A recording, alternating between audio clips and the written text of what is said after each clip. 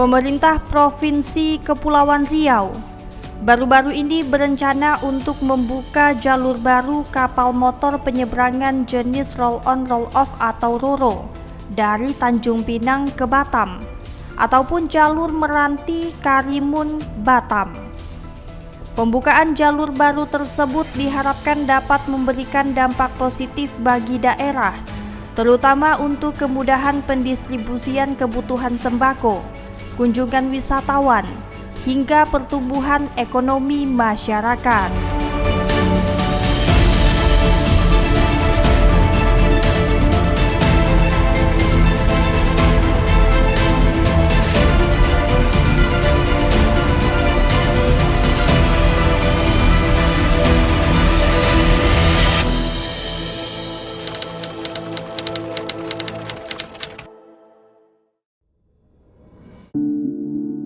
Provinsi Kepulauan Riau yang merupakan wilayah kepulauan terus berupaya meningkatkan konektivitas antar daerah lewat jalur laut, seperti menggunakan kapal feri, speedboat, kapal pengangkut barang, hingga kapal motor penyeberangan RoRo. Di Provinsi Kepri, dari 7 kabupaten kota yang ada, hanya Kabupaten Bintan dan Kota Tanjung Pinang yang tergabung dalam satu pulau, sedangkan kabupaten kota lainnya terpisah-pisah. Kepala Dinas Perhubungan Kepri Junaidi, ia menjelaskan hadirnya wacana rute kapal RoRo Tanjung Pinang Batam merupakan salah satu cara untuk menghubungkan konektivitas antar pulau di Kepri. Dinas Perhubungan Kepri masih mengkaji rute baru tersebut. Jika rute itu hadir, dapat memecah kepadatan jalur penyeberangan yang biasanya padat di Tanjung Uban. Meski begitu, untuk waktu pelaksanaan rute baru ini masih terus dikaji. Untuk terkait dengan pelabuhan yang di Dompak, itu adalah aset Provinsi Kepulauan Riau, di mana saat ini sudah melayari rute Dompak Dabuk Singkep dan Dompak Karimun. Tentu ini kita harus cermati kembali bahwa layanan itu harus mendekatkan kepada masyarakat supaya masyarakat cepat untuk dapat terlayani. Dan saat ini untuk di Pulau Bintan yang menuju ke Batam itu hanya di Tanjung Uban. Dan perlu diketahui pada bulan ini juga di Tanjung Uban akan ditambah lagi satu dermaga penyeberangan di Tanjung Uban, yang saat ini satu akan ditambah satu lagi, dan mudah-mudahan pelaksanaannya itu sebelum Nataru 2026 sudah selesai. Kita kembali lagi ke Pelabuhan Dompak, bahwa kalau kita lihat masyarakat yang akan melaksanakan perjalanan ke Batam itu menuju ke Tanjung Uban untuk menggunakan transportasi penyeberangan. Kalau feri cepat itu ada di Tanjung Pinang dan di Tanjung Uban, dan ini fasilitasnya cukup memadai. Dan saat ini rute yang sudah terlayani itu masih cukup minim. Maka kami dari pemerintah Provinsi Kepulauan Riau melalui Dinas Perhubungan mengkaji terkait dengan rute yang akan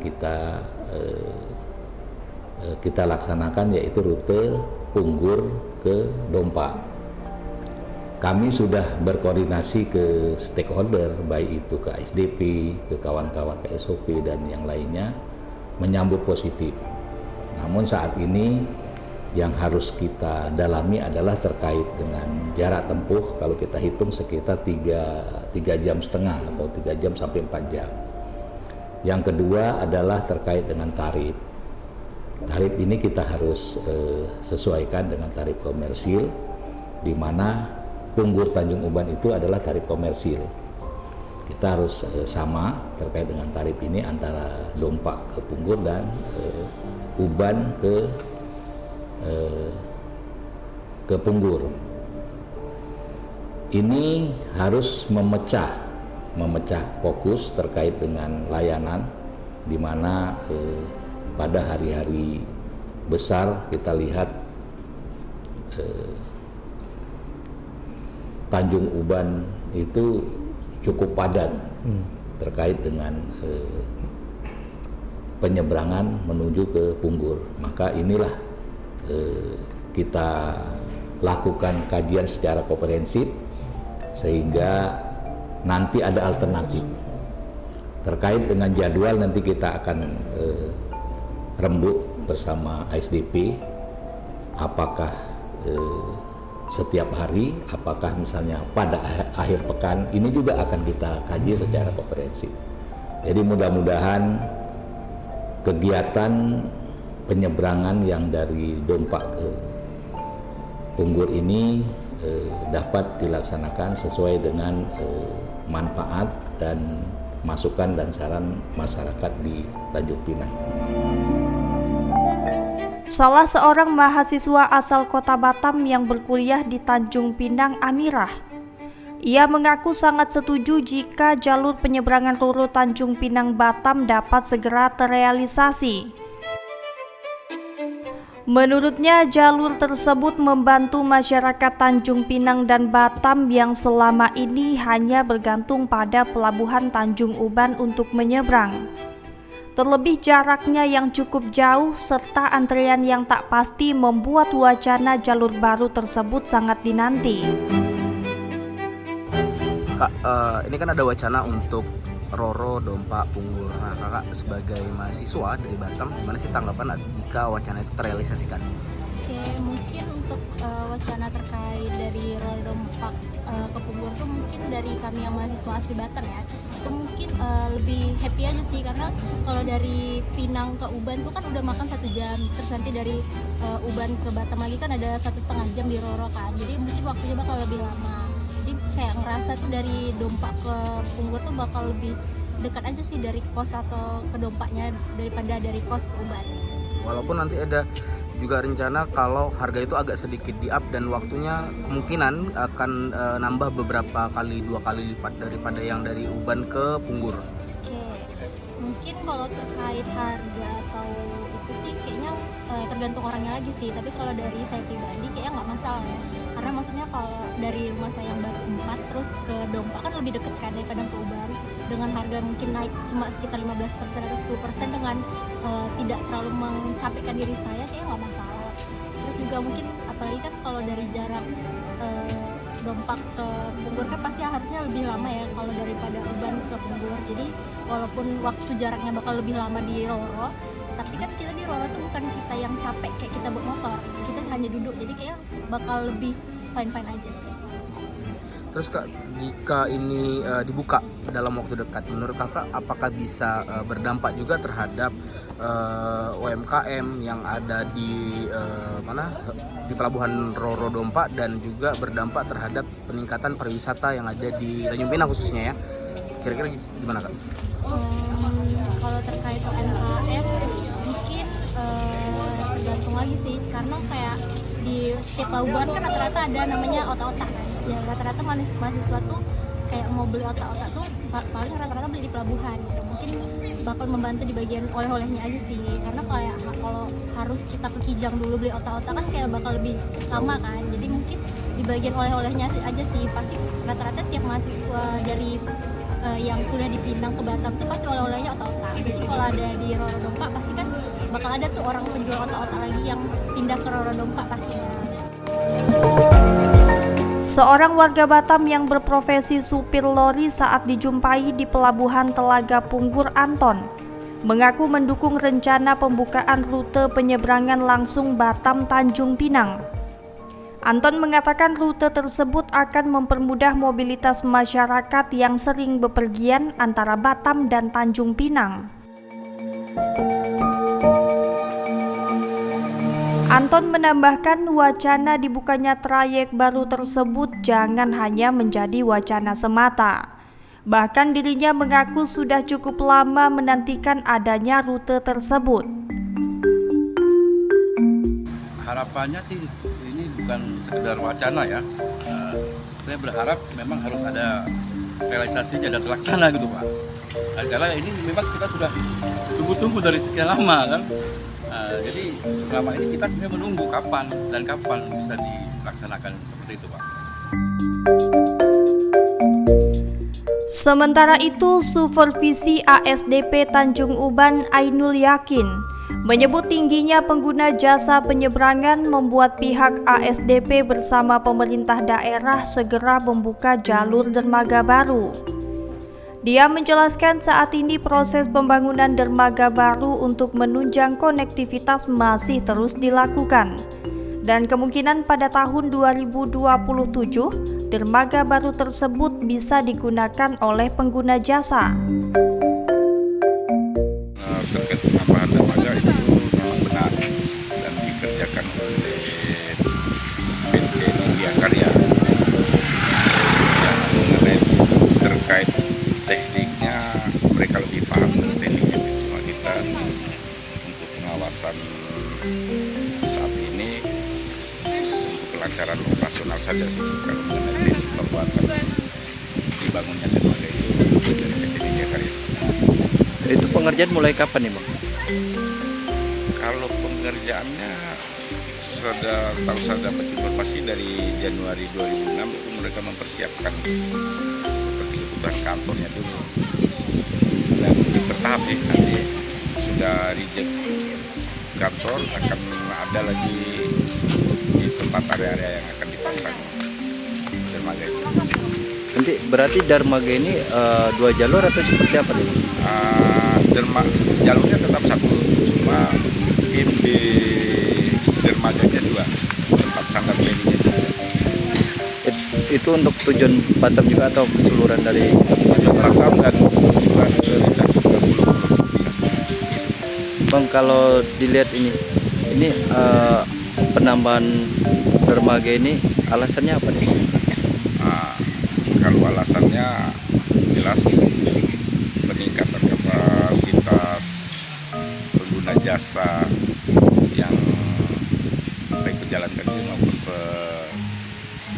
pengguna kendaraan dari tahun ke tahun mungkin ada penambahan itu, membaca itu.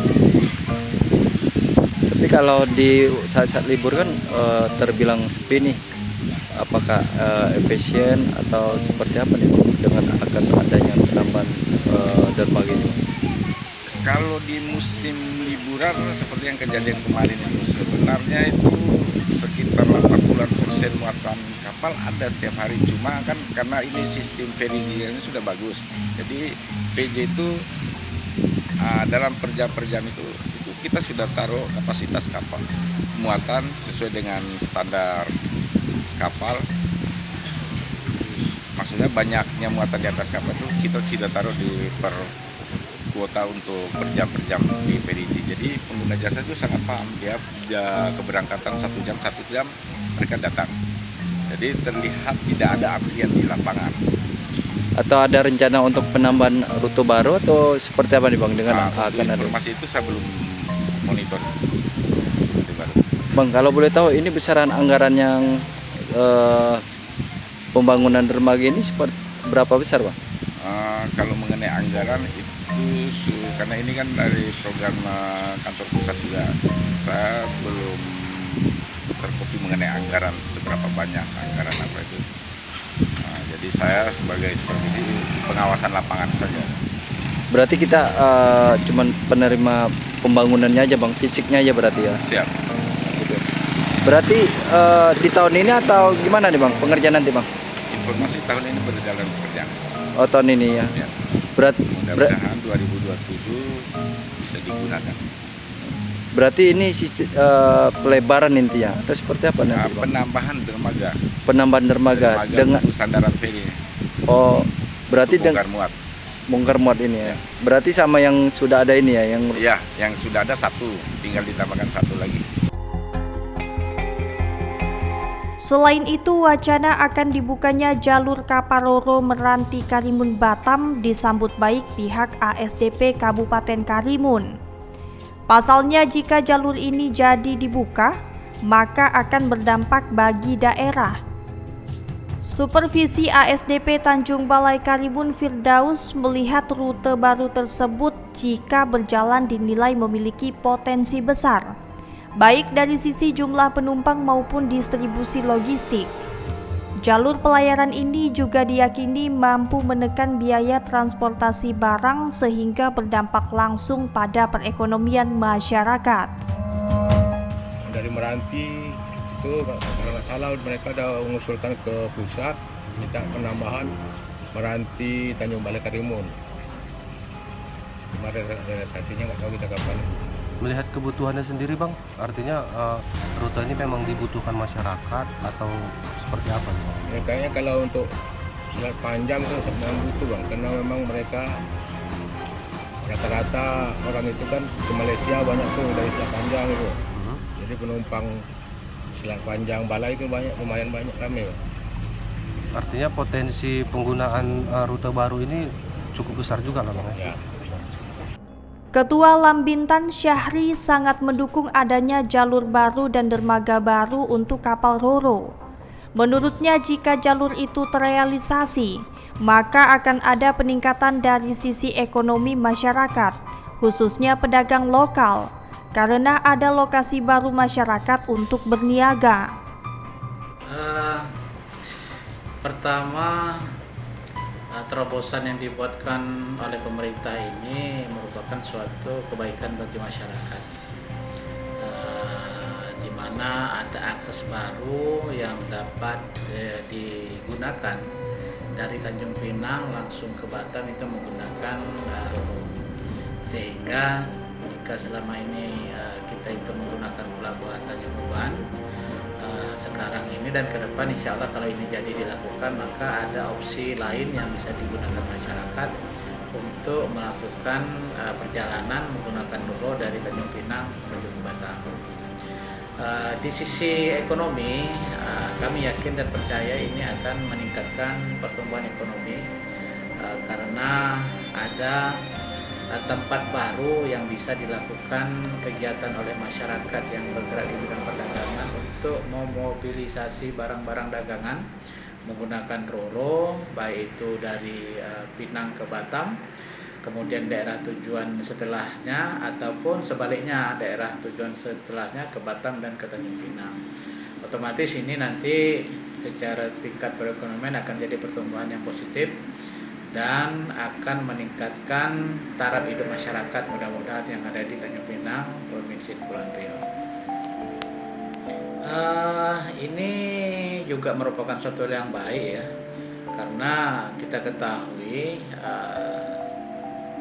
jadwal keberangkatan itu kan tidak sesering yang diharapkan masyarakat. Makanya dengan adanya rute baru ini, maka akan terbuka kesempatan masyarakat yang mungkin selama ini mengantri untuk melakukan kegiatan usaha ataupun usaha perdagangan yang dilakukan menggunakan jalur Ro-Ro tersebut. Dengan adanya rute baru ini, maka tidak ada antrian, kemudian tidak menunggu begitu lama, sehingga akan lebih mempermudah bagi para pengusaha di bidang perdagangan yang menggunakan jasa kapal Ro-Ro tersebut. Menanggapi akan dibukanya jalur baru kapal Ro-Ro di Tanjung Pinang dan Batam, Kabid Infrastruktur dan Perumusan Transportasi Masyarakat Transportasi Indonesia atau MTI Kepri, Diki Arisikam, menyebut sebelum adanya pembukaan jalur baru harus ada kajian terukur seperti jumlah penumpang dan potensi pertumbuhan ekonomi dari pembukaan jalur baru tersebut. Bicara mendesak atau enggak itu sebetulnya ini kan masalah perspektif aja ya Bu ya. Artinya itu gini Bu, kalau dalam prinsip transportasi yang namanya pembukaan jalur baru atau trayek baru itu, apapun mode transportasinya itu harus berdasarkan kepada kebutuhan masyarakat ya Bu ya. Tadi saya setuju apa yang dikatakan dengan Pak Kadisub. Tapi tentunya kalau kita bicara kebutuhan masyarakat ini juga harus dibuktikan secara data gitu. Artinya bukan hanya keinginan menambah jaringan transportasi saja gitu ya. Nah kemudian kalau kita bicara tentang rencana pembukaan jalur atau trayek baru tadi itu, tentunya harus bisa menjawab concern-concern yang ada itu Bu. Yaitu apa aja sih sebetulnya kalau di dalam transportasi itu ada kita bicara memperpendek waktu tempuh gitu ya, menurunkan biaya transportasi dan logistik, dan meningkatkan aksesibilitas gitu ya. Tapi tentunya indikatornya juga harus jelas dan terukur nih gitu ya. Nah, apa saja sih indikatornya? Kita harus kaji dulu nih, jumlah penumpangnya bagaimana, jumlah kendaraan, arus logistik, kemudian pola perjalanan masyarakatnya, serta nanti pertumbuhan potensi ekonomi yang ada akibat dengan adanya pembukaan jalur baru ini gitu. Nah, tentunya semua itu tuh harus terpenuhi gitu ya Bu ya. Sehingga dapat dikatakan bahwa misalnya pembukaan jalur atau trayek tersebut tuh harus memenuhi kebutuhan masyarakat. Nah, tapi tentunya kalau kita bicara desak atau mendesak tadi itu ya perlu dikaji, dilakukan kajian secara komprehensif tadi kata Pak Kadishub, melalui demand analysis yang komprehensif. Apakah nantinya dia berupa supply demand apa push demand gitu ya. Kalau dia berupa supply demand, mungkin realisasi demand dengan kajian itu gapnya tidak terlalu jauh. Tapi kalau nanti kajian ini dibuat berdasarkan push demand, nah ini harus hati-hati gitu. Jangan sampai nanti terulang seperti kasusnya di Bandara Kertajati di Jawa Barat. Mungkin menurut saya itu sih Bu, masalah mendesak atau enggak perlu kita kaji lebih lanjut lagi melalui kajian komprehensif. Begitu Bu. Sementara itu, pengamat ekonomi Muhammad Isa menilai rencana jalur baru Dompak Batam bukan hanya sekedar penghubung antara dua pulau, melainkan dapat menarik investasi baru serta adanya kemungkinan pertumbuhan ekonomi baru. Menurutnya, jika kajian itu dilakukan secara terukur, dampak ekonomi bukan hanya dirasakan oleh masyarakat di Tanjung Pinang, namun untuk masyarakat Pulau Bintan, Batam, dan wilayah lainnya, karena banyaknya potensi ekonomi yang akan timbul jika jalur tersebut dibuka.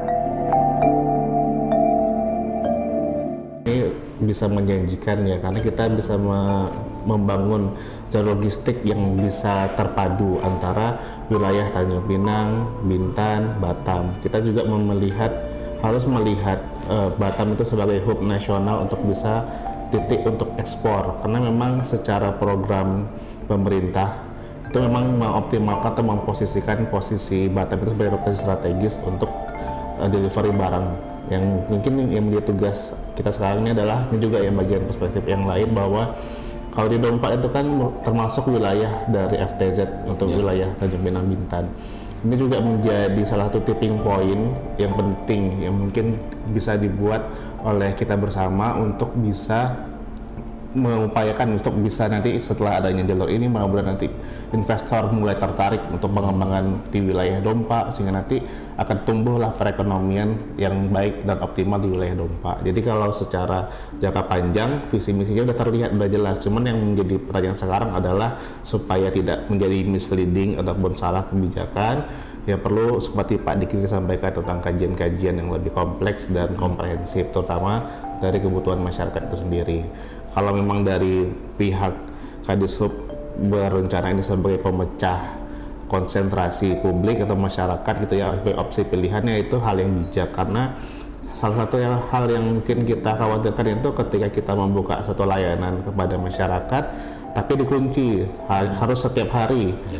Tapi kalau kita buat opsional, ternyata ada evaluasi berjangka, misalnya setelah kita jalan 6 bulan atau 3 bulan, 4 bulan, ternyata perlu evaluasi, kemudian ada evaluasi secara optimal, itu saya kira hal yang baik, karena memang kita perlu melakukan gerakan-gerakan dari, terutama di pemerintah kan tugasnya adalah memberikan pelayanan kepada publik. Jadi ini merupakan bentuk pelayanan yang bagus bagi masyarakat, untuk baik dari masyarakat, UMKM, juga pelaku usaha. Jadi saya kira secara jangka panjang ini bisa memberikan dampak yang baik bagi pertumbuhan ekonomi di sekitar wilayah Tanjung Pinang Bintan. Oke, berbicara soal dampak ekonomi, ini sektor usaha apa yang paling berpotensi memperoleh manfaatnya, Pak? Oke, kalau kita bicara tentang potensi ekonomi, kita bisa melihat dari program yang menjadi unggulan dari pemerintah sekarang. Salah satunya kan yang menjadi keunggulan adalah tentang ketahanan pangan, begitu juga dengan hilirisasi. Nah, bagian-bagian itulah yang harus kita optimalkan. Kemudian yang kedua juga yang harus kita optimalkan juga, karena kita berada di wilayah perbatasan antara Indonesia, Singapura, dan Malaysia, kita juga harus berpikir untuk bisa membangun basis produksi. Produksi itu apapun, karena kalau di Batam kan sudah berbasis produksi terhadap teknologi. Tapi kan yang sekarang tanya kita, khusus di wilayah Bintan dan Tanjung Pinang, apa yang mau kita buat sekarang? Kalau kami sih kira untuk yang Tanjung Pinang dan Bintan, kalau Bintan bisa pengembangan dalam hal masalah perkebunan gitu ya. Karena di sana kan kita masih banyak, di wilayah Bintan masih banyak lahan-lahan yang belum terpakai. Nah, kalau Dompa itu sendiri, kebetulan saya juga sedang melakukan kajian, dapat hibah dari kementerian, kita bisa melihat tentang potensi mangrove. Jadi mangrove itu ternyata secara kemampuannya tidak hanya sekadar hutan, tapi mangrove itu juga bisa menjadi penyerap karbon yang baik. Ya nanti kalau itu bisa dilanjutkan, kita nanti bisa berbicara lebih jauh terkait masalah kredit karbon yang bisa dipasarkan masuk ke dalam IDX karbon. Tapi saya kira itu perlu kajian yang panjang ya. Tapi saya kira secara potensi di wilayah Tanjung Pinang, Bintan, harusnya kita bisa mulai membangun basis-basis produksi yang bisa memberikan dampak yang cukup luas kepada masyarakat sekitar. Nah, kembali lagi berbicara soal potensi investasi, Pak. Ini kalau menurut Bapak, seberapa tingginya pengaruh dari investasi tadi terhadap maksud saya seperti ini, Pak. Jadi kalau sudah dibuka jalur tersebut, kira-kira seberapa tinggi potensi investasi yang akan masuk? Oke, impian terbesar kita kan sebenarnya itu adalah jangka panjangnya terbentuknya atau terciptanya konektivitas yang utuh antara Batam, Pinang, Bintan dengan dibangunnya jembatan Batam Bintan. Nah, tapi itu kan perlu proyek yang multi years ya, sangat panjang dan juga memerlukan modal yang cukup besar. Sehingga kalau kita dari sekarang dengan tadi kan kita udah disampaikan oleh Pak Kadis ada membentuk ferry untuk orang.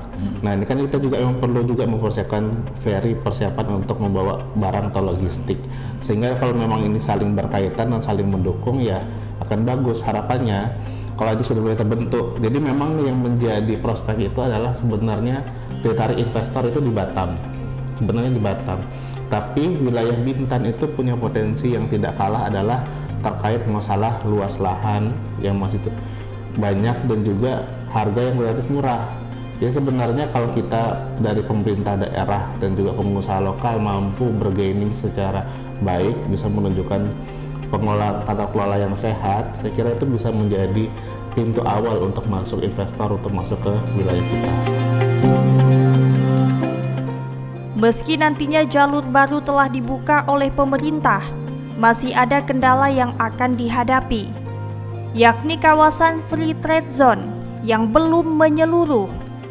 Saat ini baru Kota Batam saja yang memiliki kawasan FTZ menyeluruh, sedangkan Pulau Bintan dan Karimun hanya sebagian.